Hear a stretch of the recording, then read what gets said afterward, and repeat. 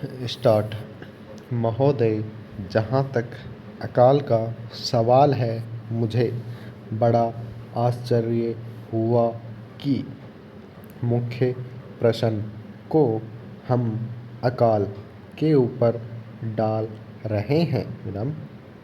माननीय सदस्य इस बात को अच्छी तरह से जानते हैं कि इससे भयंकर अकाल से हम अभी गुजर रहे हैं।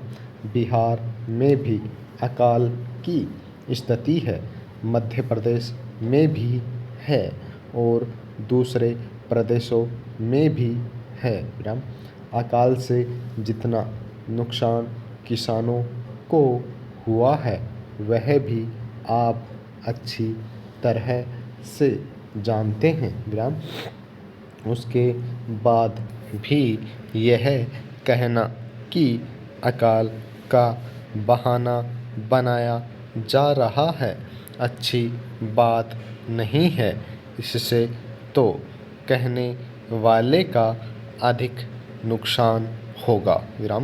सरकार को इसमें कोई नुकसान नहीं होता, क्योंकि अकाल से पीड़ित जो लोग हैं वे इस बात को जानते हैं कि अकाल से कितनी हानि पूरे देश भर में हो रही है। पैराचिन्ह। श्रीमान गन्ने के बारे में माननीय सदस्यों ने कुछ बातें कही हैं।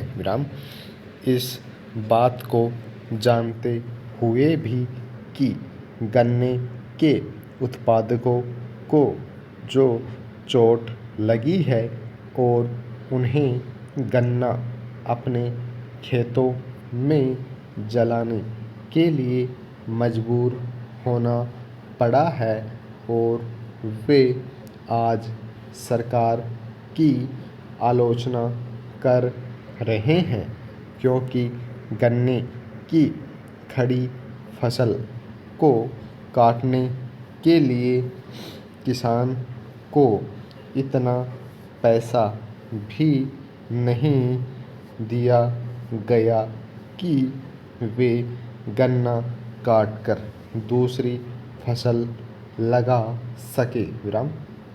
उसके कारण किसानों ने गन्ना बोना बंद कर दिया और देश में फिर चीनी की भारी कमी हुई और सरकार को चीनी विदेशों से आयात करनी पड़ी।